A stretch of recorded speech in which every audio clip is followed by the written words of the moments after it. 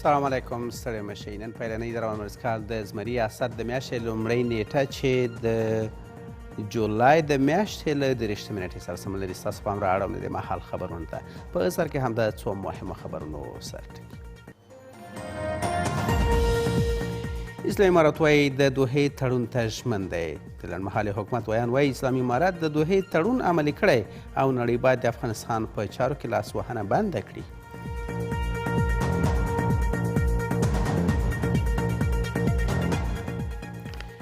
د افغانستان په دغه په ازبکستان کې د غونډې چمتوالی. په دغې ناسته کې اسلامي امارت پلاوي ته د ګډون بلنه ورکړل شوې.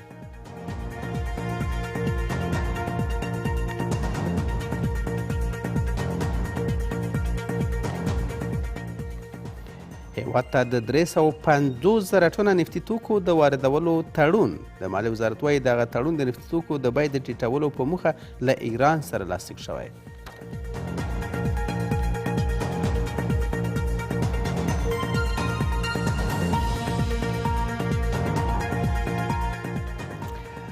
او د روسیې، ترکیې او اوکراین ترمنځ د غلې د صادرولو تړون.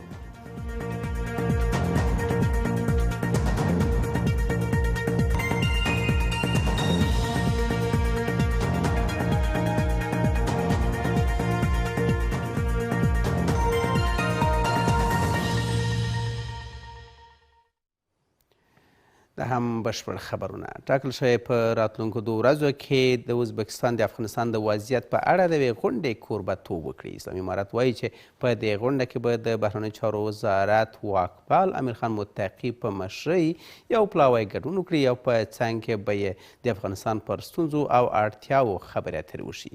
په ورته وخت کې د ازبکستان ولسمشر په قرغستان کې د اسیایي هیوادونو په غونډه کې ویلي چې د تلپاتې سولې او ټیکاو په افغانستان کې د ټولیز او اقتصادي وضعیت د ښه والي لپاره د نږدې همکاري دوام باید د هیوادونو لومړیتوب وسي. تر 2 راتلونکو ورځو د ازبکستان په پلازمینه تاشکند کې د افغانستان د حالت په تړاو نړیواله ناسته. په دې ناسته کې د اسلامي امارت چارواکو ته هم د ګډون بلنه ورکړل شوې او د بهرنیو چارو وزارت د واکپال امیر خان متقي په مشرۍ یو پلاوی به پکې ګډون وکړي. امارت اسلامی در تمام جلسات و یا نشستها بالخصوص در نشستی که قرار است در ازبکستان برگزار شود موقف و دعیه خود را واضح خواهد کرد و به گوش جهانیان خواهد رسانید و همچنان نیازمندی های کشور و مردم ما را در آنجا ابراز خواهد کرد و هیئت امارت اسلامی نیز در حاشیه نشست با جناحهای مختلف دیدارهای نیز خواهد داشت. په همدې حال کې د ازبکستان ولسمشر په قرغیزستان کې د اسیایي هیوادونو په ناسته کې ویل دي چې په افغانستان کې تلپاتې سولې ټینګښت او د دې هیواد ټولنیز او اقتصادي حالت ښه والی باید د هیوادونو په لومړیتوب کې وي. په افغانستان کې تلپاتې سولې ټینګښت او همداشان ټولیز او اقتصادي حالت ښه والي لپاره له یو بل سره نږدې همکارۍ دوام باید زموږ لپاره لومړیتوب وي. موږ د دې هیواد نږدې ګاونډیو په توګه په دې هیواد کې ټیکاو کې په لومړي ګام کې په خپله لیواله واوسو. دا چې دا ستونزه څرنګه د نړیوالې ټولنې له لوري تر درک او څېړنې لاندې ونیول شي هم موږ پورې تړاو لري. همداسې موږ له دې هیواد سره سوداګریزې اړیکې پراختیا، د سیمې اقتصادي بهیرونو ته د دې هیواد د کاږلو، د افغانستان خلکو ته بشرپاله مرستو ډېرېدو او د مهمو ټولنیزو برنامو پر مخړو پلوي وو.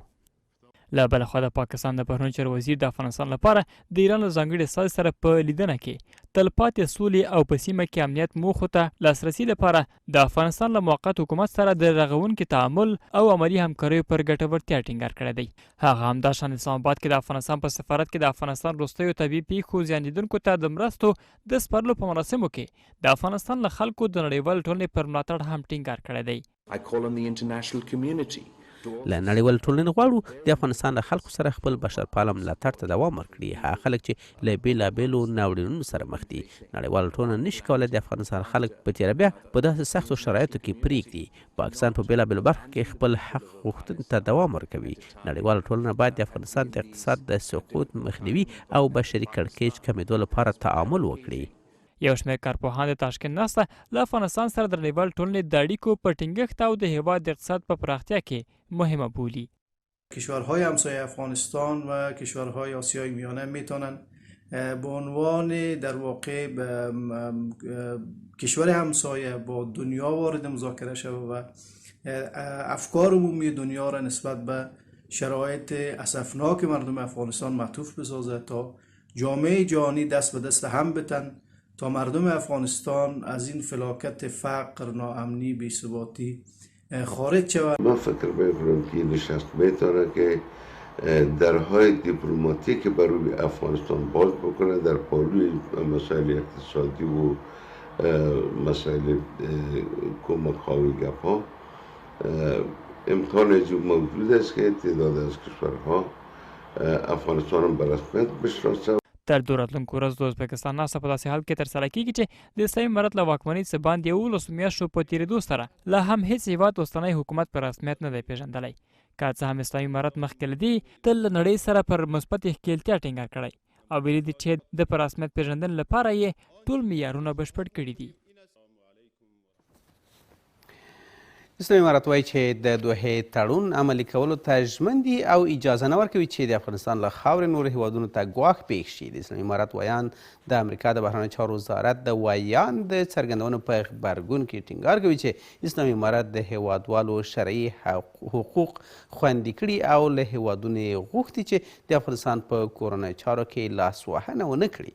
تېره اونۍ د امریکا د بهرنیو چارو وزارت له اسلامي امارت ته غوښتي وو چې له نړیوالې ټولنې سره پر خپلو ژمنو عمل وکړي. د اسلامي امارت ویان د نړۍ پر وړاندې د کابل د ژمنو عملي کېدو اړوند د امریکا د بهرنیو چارو وزارت د غوښتنې په غبرګون کې وایي چې اسلامي امارت د دوحې هوکړه لیک پر بنسټ پر خپلو ژمنو عمل کړی دی. ذبیح الله مجاهد په خپل ټویټر پاڼه کې ټینګار کوي چې امارت هیڅ چاته اجازه نه ورکوي ترڅو د افغانستان له خاورې نورو هیوادونو ته ګواښ پېښ شي او د ټولو هیوادوالو حقونه هم ساتل شوي دي.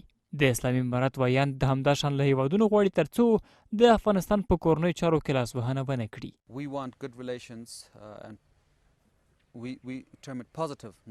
له امریکا سره د ښو او مثبتو اړیکو غوښتونکي وو ترڅو زموږ ګډې ګټې پکې ټینګې شي. موږ د ټولو هیوادونو پر وړاندې ورته سیاست لرو. موږ بهرنی سیاست بې پلوه ده. موږ د ځواکمنو هیوادونو له سیاستونو سره کار نه لرو. غواړو له هیوادونو سره سوداګریزې او ترانزیتي اړیکې ولرو ترڅو له سیمې سره ونښلو او په نړیواله سوله او هوساینه کې ګټور تمام شو. تازه په تازه د امریکا د بهرنیو چارو وزارت ویان له کابل څخه غوښتي ترڅو د خلکو په تیره بیا د ښځو، نجونو او مذهبي لږکیو اساسي حقونو ته درناوی وکړي او همدا شان له ترهګرۍ په تیره بیا القاعدې او داعش پر وړاندې مبارزې ته ژمن پاتې شي. دا مو په ډاګه کړې ده چې له هغوی سره ښکېلتیا لپاره امریکا له طالبانو تمه لري ترڅو د نړیوالې ټولنې پر وړاندې پر خپلو ژمنو ولاړ وي. دوی همدا شان هغه ژمنې چې د افغانستان د خلکو پر وړاندې لري عملي کړي دي.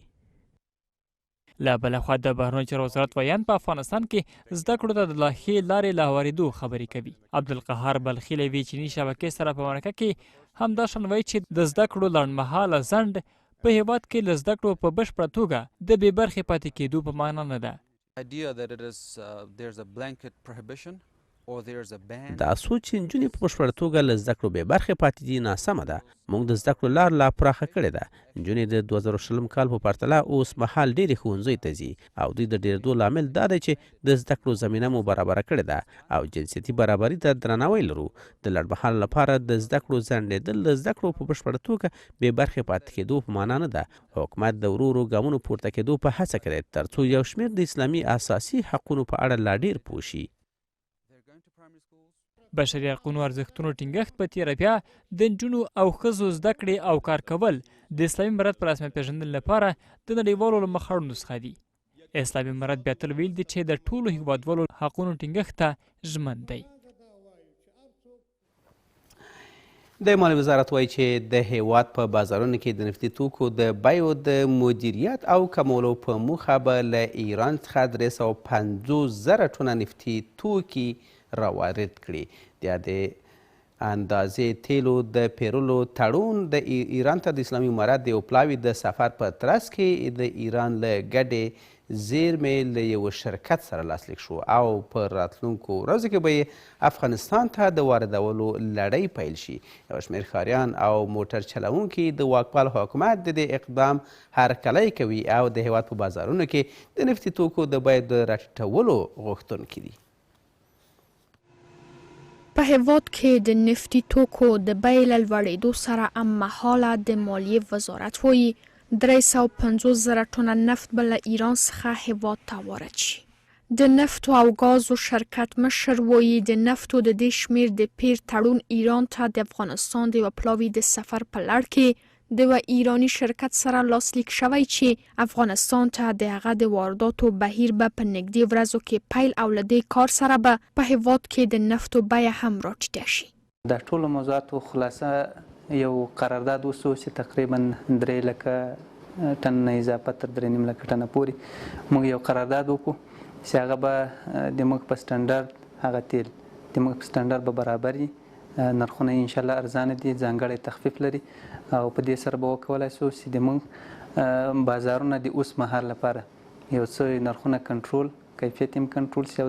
مسئولین وایي په دې سفر کې د افغانستان او ایران د دوه اړخیزو همکاریو سربیره دواړو لوریو دولت په دولت تړونونو لپاره ګډې کمیټې د جوړښت، د نفتي توکو د نل لیکو جوړېدو د کار دوام، د ګډو چانخونو جوړېدو او اوږدمهاله تړونونو په اړه اوکړې ته رسیدلي دي. دا د نفتو او ګازو د شرکت مشر ټینګار کوي چې په راتلونکي کې له نورو هیوادونو سره هم په پام کې لري چې ورته تړونونه ترسره کړي. دا قرارداد د تمدید وړ ده، نور هم تمدیدېږي، اضافه کېږي. نو ان شاء الله له نورو هیوادو سره، روسیې سره، ترکمنستان سره، له هغوی سره هم په جریان کې یو. نو که چېرته هغه کار وشي موږ د افغانستان نیازمندي په ضرورت په نظر کې نیسو، نو د هغه ضرورت په اساس باندې به دا قراردادونه اضافه کوو او ان شاء الله ټول قراردادونه کېږي. یو شمېر هیوادوال هم د واکپال حکومت له دې کار څخه هرکلی کوي او د هیواد په بازارونو کې د نفتو د بیې د ژر تر ژره ټیټېدو غوښتنه کوي. پایین نشه مطالعه کلش استاد شوه و استاد میشه و بسیار به مشکل میشه، نمیشه کارگاری بود. استقبال میکنم کورس عوام استقبال میکنه ارزان شوه و هر مردم نفقه پیدا میکنه ان شاء الله. تیل ارزان شوه در افغانستان و برای مردم سهولت شوه و کسایی که تاکسیوانی میکنن یا کار میکنن برای دینام خوب است. په وروستیو ورځو کې په هیواد کې د نفتو بیه په بېسارې توګه لوړه شوې ده. د خبرونو دوام تر دمې وروسته.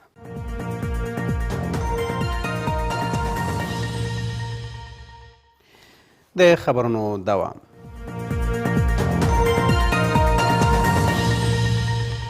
د هېواد د اوبو او انرژۍ وزارت وایي چې د وچکالۍ له زیاتېدو سره په هېواد کې د ځمکې لاندې د اوبو کچه ټیټه شوې چې له دې سره تر 80% ډېر خلک او کروندګر اغېزمن شوي دي.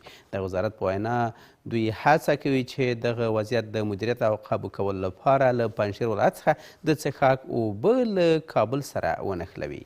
بلخوا د برېښنا شرکت وایي چې د اوبو د سطحې په ټیټېدو سره د کورنیو برېښنا تولید کچه هم د تیرو کلونو په پرتله راټیټه شوې ده. له پرله پسې وچکالۍ سره مهاله د ځمکې لاندې او څښاک اوبو له بېسارې کمېدو اندېښنې ډېرې شوي دي. د اوبو او برېښنا وزارت واکپال په یوې خبري ناسه کې وایي چې څه باندې 80% هیوادوال له وچکالۍ زیانمن شوي دي او دوی هڅه کوي تر څو له پنجشیر څخه کابل ته د څښاک اوبو د لیږد بهیر ونښلوي. یک پروژه ما میسازیم که از آب پنجشیر باید ما یک نل بیاریم به شهر کابل. دوم اینکه اینجا یک بند است به نام شاتوت که این هم رول اساسی داره در رابطه به تغذیه آب و پورا کردن ضرورت شهریان محترم کابل که انشالله او هم ما در تماس هستیم با امی شرکتی که اونجا کار کرده بود که او بیاید دوباره امی کار شروع شود. دا وزارت له نړیوالې ټولنې غواړي تر څو په افغانستان کې له عامه ټولګټو پروژو څخه ملاتړ وکړي. ښاغلی منصور همداشان وایي چې مخکینی حکومت څه باندې 15 میلیونه ډالره له ګاونډیو هیوادونو څخه د وارداتي برېښنا له اړخه پوره وړی دی. په جهاني ټولنه باندې هم غږ کوو چې د هغو پروژو یا چا تمویلول یا د چا دپاره مثلا دلته بودیجې وي ولې زموږ د هغو پیسې کنګل سوي دي او له موږ سره ولې دغه جفا کېږي له دې ملت سره چې یو طرف ته 40 کاله جنګونه یې زموږ ټولو پروژې ورانې سوي دي. له بلې خوا د برېښنا شرکت وایي چې د هېواد د اوبو په سرچینو کې د اوبو د کچې ټیټېدو او وچکالۍ ډېرېدو د کورنۍ برېښنا د تولید کچه هم د تیرو کلونو په پرتله کمه کړې ده. داخلي منابع تولید کم سوی دی، اوبه وچې دي، نو کله چې شبکې چالانه نه وي د داخلي تولید، وارداتي برېښنا ولتاژ چې دی په هغه اندازه چې باید موږ جذب کړی سو هغه نه جذبیږي، ځکه دلته د اوبو سطح ټیټه ده او یا هم د اوبو ستونزه ده، اوبه نسته. ما در همه منابعی که از او برق تولید میشه، چی آب است، چی زغال سنگ است، گاز است، تیل است و منابع قابل تجدید مثل باد سولر پلان ها در دست داریم و کوشش میکنیم که برق ای اولیت ماست یا استراتژی ماست که برق داخلی یا تولیدات داخلی را بالا ببریم. ویل کېږي چې اوس مهال په افغانستان کې د اړتیا وړ 80% برېښنا له یو شمېر ګاونډیو هېوادونو واردېږي او یوازې 60% یې له کورنیو سرچینو برابرېږي. په کندهار ولایت کې مېرمنې د کالیو د پرېوللو د توکو فابریکه جوړه کړې ده. دغه کوچنۍ فابریکې په جوړولو سره دغې مېرمنې 15 نورو بې سرپرسته ښځو ته کاري فرصتونه برابر کړي دي. د هغې په وینا د دې محصولات د کندهار ترڅنګ ګاونډیو هېوادونو ته هم صادریږي. په همدې حال کې یوه شمېر کارکوونکې مېرمنې د زیاتو کاري فرصتونو د رامنځته کولو غوښتنه کوي. دلته د کندهار د 5مې حوزې په اړوندو کې د ناقلونو کلی دی. یوې مېرمنې په دې سیمه کې له لومړنیو توکو سره د نږدې 400,000 افغانیو په لګښت د کالیو د مینځلو د تولید یوه کارخونه جوړه کړې ده. د هغه په وینا په دې کارخونه کې 15 نورې بې سرپرسته مېرمنې هم کار کوي او میاشتنۍ تنخوا اخلي. 15 ښځې چې دي زما سره کار کوي، 10 چې دي د ساعت خو راته راځي، 15 چې دي د ماپښین ولې شرکت معنا کوچنی دی، دوی د دې سره ځایږي نه. نو داسې خوند ته ما کار شروع کړی دی، دا 3 کاله کېږي، دا 4 کاله کېږي چې زه د ښځو ته زه کار کوم. یو شمېر هغه مېرمنې چې په دې کارخونه کې کار کوي وایي له دې لارې د خپل کورنۍ لګښت پوره کوي. دوی د یو شمېر نورو بې سرپرسته مېرمنو لپاره هم د لا ډېرو کاري فرصتونو د زمینې د برابرېدو غوښتنه کوي. زه دلته راځم د څو عمر کې چې د خور سره کار کوم، د ساقي جانې په شرکت کې نه، ما خپله سړی پایلیج مارزي ولیدي راته پروت دی، غټ نفر نه لرم چې خواري راته وکاږي. د دې جانې سره موږ کار کوو، دا دولت ته موږ دا خواهشات لرو چې موږ ته هر څه سرې ناروا پر کار مو کې. از دغه نه دي چې بس د خپل عیال ګزاره مې ورسره کېږي، د عمومي یو شی مشترکي دغه ساقي جانه بس هغه خپل کار مو پکې کېږي.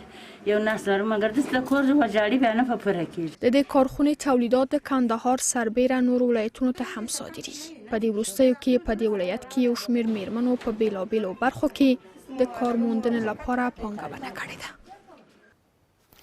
په پای کې هم د سبا ورځ د هوا د حالاتو وړاندوینه له ملتیا مو منندو یم. الله مو مل شه.